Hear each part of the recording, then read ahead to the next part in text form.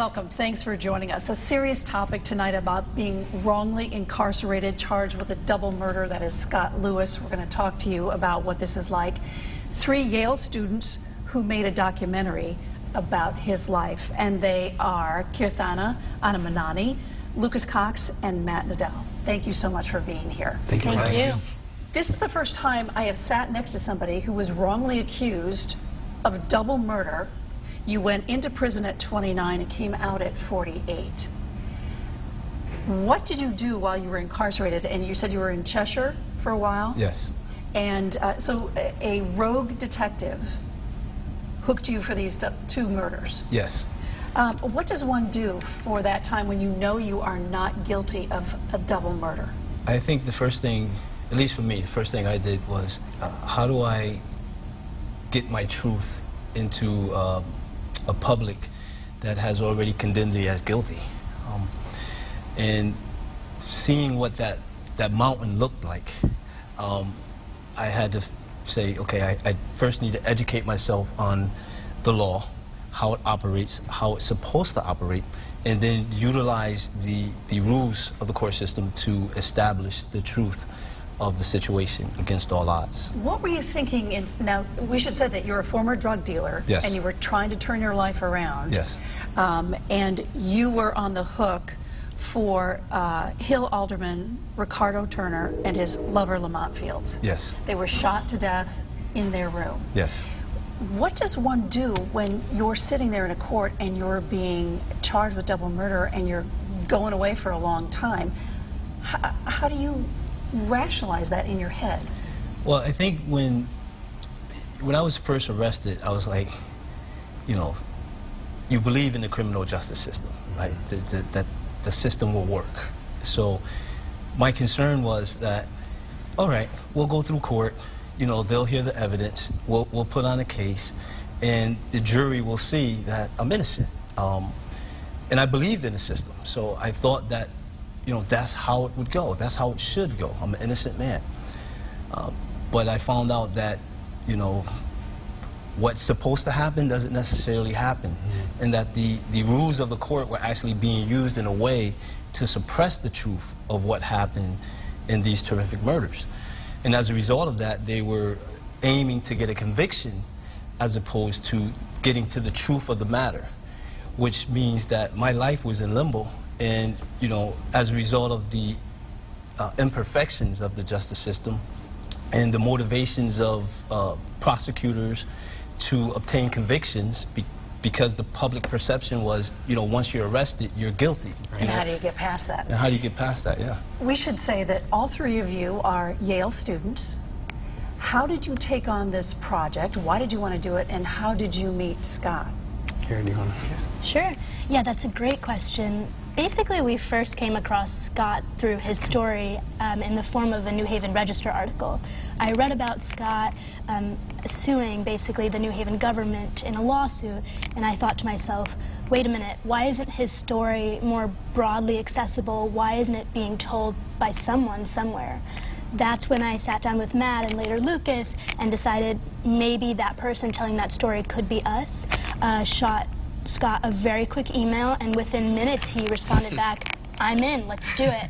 That started a phone call and basically a year-long project where the 4 of us have collaborated very, very intimately to tell what all of us call, you know, the best experience of our lives. And we should say that you won a settlement, $9.5 million Yes. in your case. Yes. Before we go any further, let's take a look at the trailer for the documentary. I was arrested in April of 1991 for a double homicide that I did not commit. The arresting officer was then Detective Rachi of the New Haven PD. Everybody in New Haven knew that Detective Rachi was a dirty cop. The police officer just fully out of whole cloth, like, framed him. I really don't think that there are very many cops who are as corrupt as he was. Like, how is this humanly possible that a federal government agency agreed with you that you were right, that you are wrongfully here? I told myself that I'm not in prison. I told myself that I'm at work. I just have to work for 24 hours. He handled the case over 14 years by himself. He got his own bond reduced, kept filing motions. His priority was his innocence.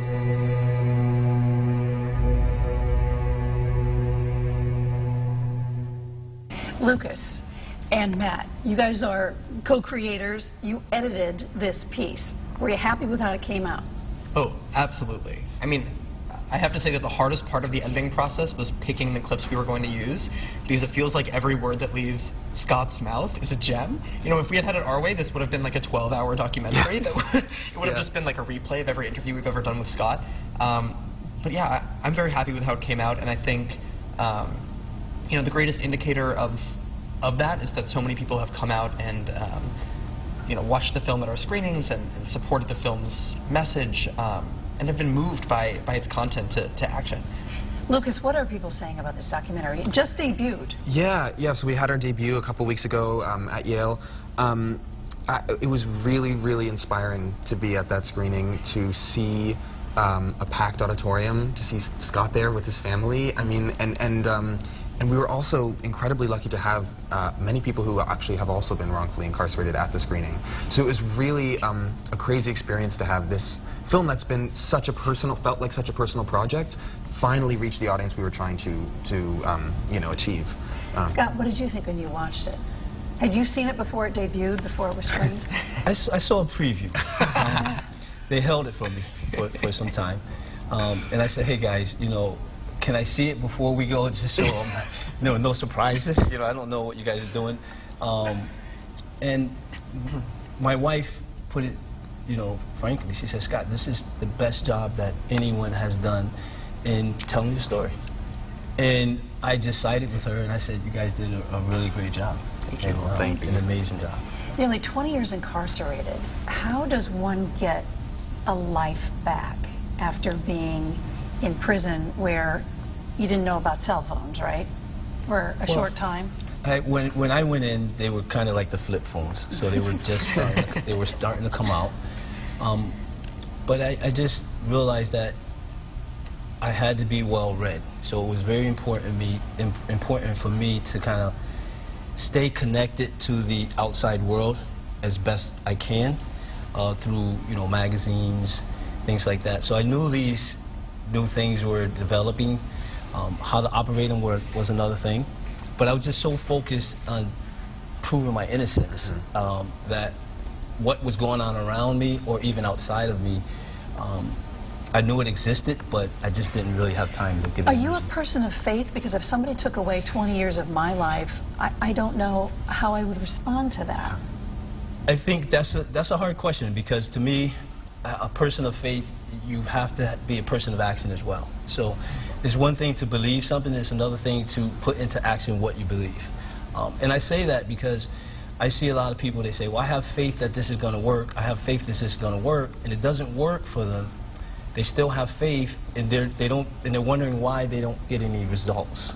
And my thing is, like, faith without works is dead. So yes, you have to have faith, but more importantly, you have to work toward what it is you're trying to accomplish. And that's what I did. That's one of the things that I feel like I learned from creating this film about faith. You know, I'm a 19-year-old kid. What I've been exposed to about faith is, you know, going to some kind of holy site and praying prayers that have been written by other people. And what I learned from Scott and from making this film is that, you know, we are not blessed because we are given things like freedom. We are blessed because we are given agency to attain our own freedom. And I've never seen that put into action so well as in Scott's story. Yeah. Where did you start with this documentary? You meet Scott. Yeah. How do you put this story together? Well, okay, so I guess when we started, like, actually, like, we're going to make a film now. And are you all film students? You're not. No, we're not. None of us are filmmakers. Matt and I have both made, kind of had a history of filmmaking, and we both want to go into that generally, but not our majors, at Yale. So these three kids show up, and, Exactly. and they start to interview you, and where do you start? Well, I mean, my favorite thing, I mean, we've watched the interviews so many times. I mean, the first time we went to Scott's house, well, actually, the first time Kira and I went to Scott's office. We met with him completely off camera. This was after, like, the initial email, and we were just trying to scope out the situation and see, you know, he said he was in, but let's make sure that's actually true. He sat down with us for, I want to say, 2 hours. Yeah. And just kind of, like, let it out. You know, we, in our film work and journalistic work, have always been taught to, like, you know, prepare some questions. But for somebody like Scott, you know, you kind of have to show up and be like, so, what happened? Tell me everything. Yeah, tell me everything. Yeah. And we're so lucky because he did. So you just downloaded, basically. You're right. I mean, we had questions, but pretty much, yeah. And it was so clear from that first meeting, too, that, like, the only way this story needed to be told was on camera because nobody else was going to be able to say these words and tell these stories like Scott and the people around him. Did any of you see anger with him that Not he was at cheated all. all these years? Not for a second, and nobody explains his attitude towards the process better than Scott. But in the car the other day, the four of us were sitting down and asking him, Scott, how are you not angry? And he said, that's a waste of time. Why would I be wasting my time doing that? That's not going to move my case forward. All it's doing is hurting me. Scott, as he just said, is an action-oriented person. So he lives the best life he can possibly live, and he tries to better his circumstances one day at a time. But no, he never gets angry. Scott, where'd you grow up, and how did you become a drug dealer? How did that happen? Well, I grew up in the city of New Haven. I went to Eli Whitney Technical School. So it was around maybe 87, maybe 88. My son was born. And there were opportunities like outside of New Haven. And the buses kind of like, you know, they stop at 4 o'clock. I had a job opportunity, it was Milford, but the job started at 7 o'clock. So the opportunity was outside, it was beyond my reach. And so what I saw was, I was opening the door and I saw in the immediate environment, I was seeing young guys and they were driving nice cars and you know, my son being born and you want to provide a better life and you're like, okay, you know, maybe let me try it, you know? And it was probably the worst decision of my life. It was definitely the worst decision of my life. But I felt that because I was surrounded by limited opportunities. At least that was my perception at that particular time, that it just drew me in. Because there was a need, at least in my own mind, that I felt I needed to provide my family with a better life. And that was the most prevalent thing that was presented to me in that environment that I was growing up in. And that's how I got dragged into the environment. And that's where the nightmare started. That's where the nightmare started, yes. Did you deal with any of this in the documentary? Or did you start from where he was incarcerated wrongly for felony double murder? Yeah. I mean, we can all probably speak about that, but no, we made a kind of a decision that this is a story that needs to be told really from the beginning to end. So the film, the scope of the film is really from that day, and even before that. The day of the arrest all the way through Scott's life right now. And we had a lot of discussions about, like, what is the narrative here? You know what I mean? Talking with Scott and talking to ourselves, we knew we didn't really want to tell a story of only asking questions, what was it like in jail? Or how bad was it? We want to tell a story that's the real Scott. It's like a story of, it's a story of incredible success in the face of insane adversity. So we thought that was the only way to, like, actually show that whole process, was to start right at the beginning. How long did you shoot? Did it take a year to make it? So the process kind of in its entirety took about a year, but that's kind of going from that first email to screening. I'd say we shot for about 6 months, and the other 6 months were kind of pre and post-production. Yeah. What do you hope this film does? Where do you hope it goes? What do you hope the message is? I mean, for me at least, my number one hope is that people watch this film and are excuse me, are skeptical and B, grateful. Yeah. That is, they're skeptical of authorities. They ask, you know, why, to those who we've put in positions of power. And they're grateful for every day they have with the people they love, because you never know when you're going to be carted away for something you didn't do, or you know, for some other reason, removed from your immediate environment. Yeah. You know, there are lots of takeaways from the film, and we've had lots of conversations about what we want people to get from it, and I think those two takeaways are the most important. Same for you, Kirthana? I would say as young people, we have a unique opportunity right now as we start thinking about our long-term goals.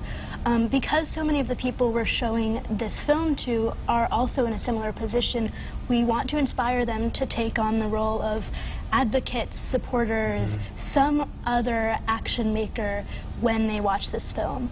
I mean, there are tons of incredible, inspiring people who have been involved in this film.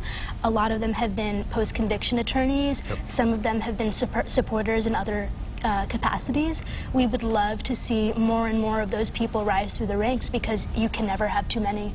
And really, those are the people pushing for change when it comes to wrongful convictions cases, which are happening every single day in America. Lucas, were there surprises for you when you were shooting this, or from Scott? What surprised you when you were making this documentary? Man, everything. I mean, I remember being told this story, I remember not believing it, and then I remember sitting down with Scott and still not believing it, and sitting behind the camera and still not believing it. So I think it was like a long series of surprises. Just the timeline surprised me. I came in with a pretty limited understanding of how the judicial system works. The fact that there was that the murder happened in 1990, the arrest was in 91, and the final sentencing was in 95. Like that timeline was really hard for me to grasp. And then also, I mean, most of all was Scott's just incredible tenacity in the face of this, you know, seemingly insurmountable obstacle. This just continual faith that his own work, his own like studious. Yeah, work would see him through. Yeah. Scott, did you get help on the inside when you said, I'm going to prove this, I'm going to prove this? Did anybody help you get materials? What happened physically inside prison? Or did you just seek it out from a library? You know, some things just happen and they just fall in place. I think when I was just putting the effort forward to get what I needed to navigate myself through the system, and for some strange reason, everything just fell in place. I had people helping. For example, I was representing myself in state court for 10 years. So I would do everything by handwriting, and I didn't necessarily. How did you know how to do that? Well, I took a paralegal course. I read in prison. Yes, I read the Reuben Hurricane Carter story, and I said, you know what? I'm not the only person that this has happened to. This has happened to a lot of people before me. But I need a roadmap to figure out what it is I need to look for that the state officials are hiding, which is unenabling to prove my innocence. So I needed a lot of help. I had a good friend by the name of Nicholas Aponte, and we worked in the market shop together, and he had access to typewriters. So I would literally write my legal briefs, and I said, Nick, I need you to type this up. It has to be a certain way because I have to file it in court. Because the court, even though I'm representing myself, the standards are not going to be lowered to allow me to do that. In fact, they were telling me, well, you shouldn't be doing this. You need to get a lawyer. You need to have a lawyer. You don't know what you're doing. But every lawyer they was throwing at me was taking me in the wrong direction. So that's where faith came in one sense, because you pray, but then you have to act on what you believe. And before I know it, you know, I was getting help from correctional officials. Things were just falling in place. Did they believe your story that you were innocent? I don't know if they believe my story. I think that over a course of time, they saw that I was a man on a mission and determined to establish the truth. And when I came across information, instead of telling my story, I would say, hey, read it for yourself. You come to your own conclusion. But I know what my job is. My job is to establish that they have the wrong person. And I was willing to do that with every breath I had. Every day I was in there, it was a job to me.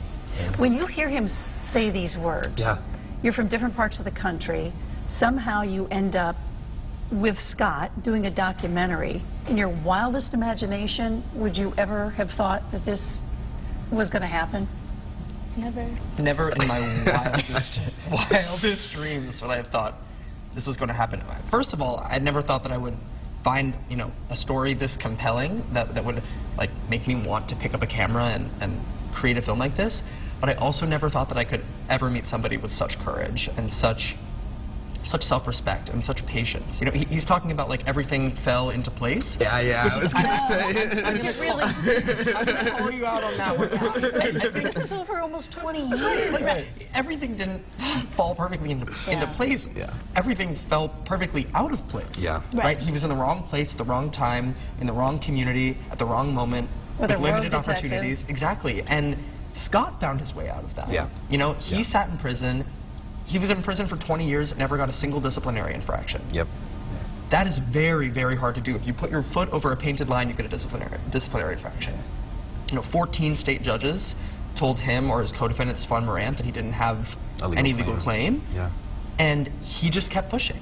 He said, no, I'm going to file these briefs. He just throws away, so I represented myself in state court for 10 years. He represented himself in state court for a 10 decade. years. Yeah. I mean, that's an incredible feat. And, you know, it's not only never my wildest dreams would I think that I would get to make a film about somebody like this, but I didn't even know that people like this existed. Right. Right. This has changed the course of your life. Absolutely. Undoubtedly. Understatement of the year, for sure. Yeah. Yeah. So Scott, you sue and you win $9.5 million, am I correct? Correct. Okay. What does somebody do with that kind of money, and is it enough, and does it really mean that much anyway when you have 20 years that have basically gone into thin air? Well, you know, that's really a hard question. I did say when I was in prison that I was at work 24 hours a day. And at the end of a job, you expect to get paid for what you were doing. So there was some, you know, sense of, you know, I need to hold these individuals that did this to me accountable in some type of way. I would rather have seen the case reopened, the right people apprehended, and detectives prosecuted for what they did. But our system of justice is too arrogant to want to do those things in the name of public safety, in my opinion. So they would rather kind of like throw money at the situation, hope it go away. Obviously, the fact that I'm still here today, the fact that we did the documentary, the fact that I speak up, you know, the settlement is not preventing me from telling my story, because I believe that the story is more important to a wider audience, especially in regards to public safety. Right. Because the reality also is, if myself and Mr. Morant are innocent of these crimes, and we spent, you know, 20+ years in And he was prison, your co-defendant. He was Yes. also charged. Yes, and we're 20 years in prison, then the true perpetrators are, you know, still at liberty. Yep. And when you have state officials that are so blatant that they want to suppress the truth and hide the truth, that they're willing to, you know, violate, you know, the rules of procedure, they're willing to put on perjurious testimony, they're willing to hide evidence, they're willing to do all these things.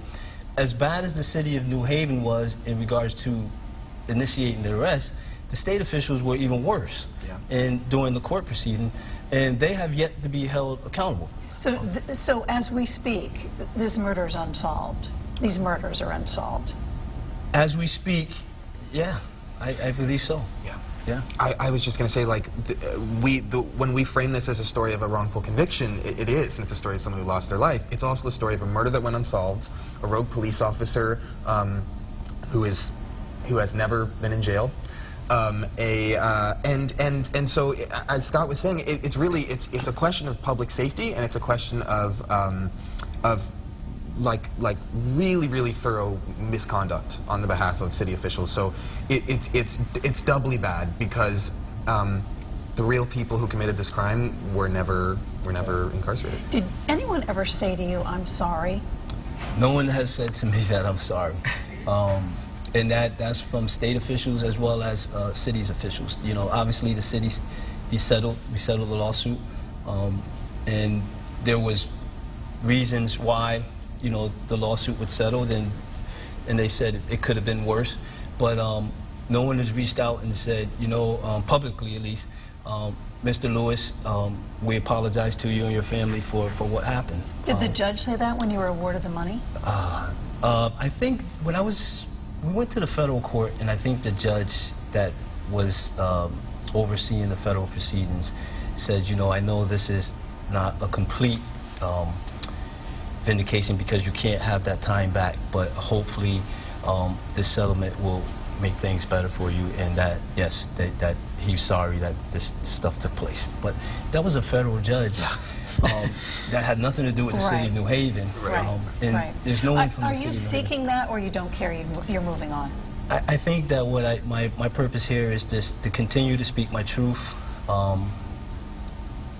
and hopefully state officials as well as public officials in New Haven can learn from the experience, and officers can be trained better, other good officers, because I'm not like anti-police. I really believe that police officers, their main intent is to do things right. And I think there's a lot of good police officers. But I also believe that good officers have to hold bad officers accountable, because they give the police department a bad rep. So 120 years, the documentary, where does it go from here? What are we doing with this documentary now that it's debuted? I mean, our goal with the film is obviously for as many people to see it as possible. Like Kira said, this is an important documentary for students to see, people who are making decisions about how to spend their lives, because this is an important area of our culture and of the law, and enthusiastic minds should enter into this field and make sure that the right people are going to prison for horrendous crimes that are committed. And we also want to make sure that the general public sees this film. I mean, I think most people are aware that wrongful convictions are a problem. I don't think most people are aware that some estimates are as high as 12.6% of inmates are in prison for crimes that they didn't commit. This is a really widespread issue. This isn't, you know, 1 in 100, it's 1 in 10. Yeah. Not that uncommon. Right. Irfana, going forward, how has your life changed? I mean, I'm a student of journalism. I see myself doing journalism post-Yale. And when I think about the craft, it's completely sort of shattered because of my interactions with Scott. When I went into Yale, I thought being a journalist meant treating your sources with complete objectivity, sort of distancing yourself from your sources, not necessarily even respecting them with compassion. When you meet someone like Scott, when you admire him as much as any viewer who's seen the film does, all of that goes out the window. As soon as I met Scott, I said, well, there's no way we can keep any sort of, you know, objective distance, because this is a story I feel so passionately about. I admire you so much. You are not only a source for the story, but also a role model for all of us and for anyone who's been in this story. Well, journalism also means being a storyteller, which is what you all just did. To sum up, I'm going to give you the final word here, and then you, Scott. Yeah, good. How has your life changed? That's a good and a hard question. I guess one thing I can say is that doing film, you spend a lot of time at a laptop, you know, calling your co-editor and making minute decisions. And I think this film has given me a lot of hope that those tiny, seemingly like not exactly like that those like little things actually make a huge difference when you show the film to, you know, a packed audience, and it can really make a difference. There's a lot of filmmaking that is purely aesthetic, and so it's really cool to have a craft that you love doing that you also know can change people's So who's minds. going to stay in film? And just to sum up, Scott, moving forward here with your life, what are you doing? I'm currently a real estate broker. I have an office in Avon, Connecticut, as well as Wallingford, Connecticut. So my goal is to just try to bring the opportunities that I felt lacked when I was growing up into the cities, to try to encourage young people that, you know, although things look or may look like they're just Bleak. too much to overcome and bleak, but you know, believe in something deeper than yourself, and just understand that hard work, perseverance, not giving up, and just reaching out for people for help, because sometimes, you know, just asking for help is what will save you from making a decision that I made going into the drug game. And a lot of times you don't ask for that help because we grow up in an environment where you have such pride, and you see all these, you know, things that are no good. you know in your heart that's not who you are, but you fall victim to them. So, you know, my thing is to try to give back to society in a bigger way and to help provide those opportunities to those that don't have it. And right now I'm doing that through real estate. All right, and I see you on a speaking tour at some point too. Yes. Scott, Kirthana, Lucas, Matt, thank you so much for bringing Scott's story to us. And good luck with film festivals, and I hope a whole bunch of people see this. Thank you so much. Thank you so much. You bet. Thanks for having me.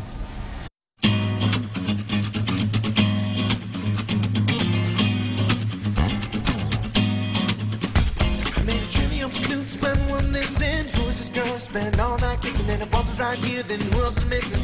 Got a little sidetracked if I'm so wishing to find the keys to the door, but it's also a metaphor. Need to keep locked in the grocery store of my mind. Just the same time, skip right ahead to the last ride.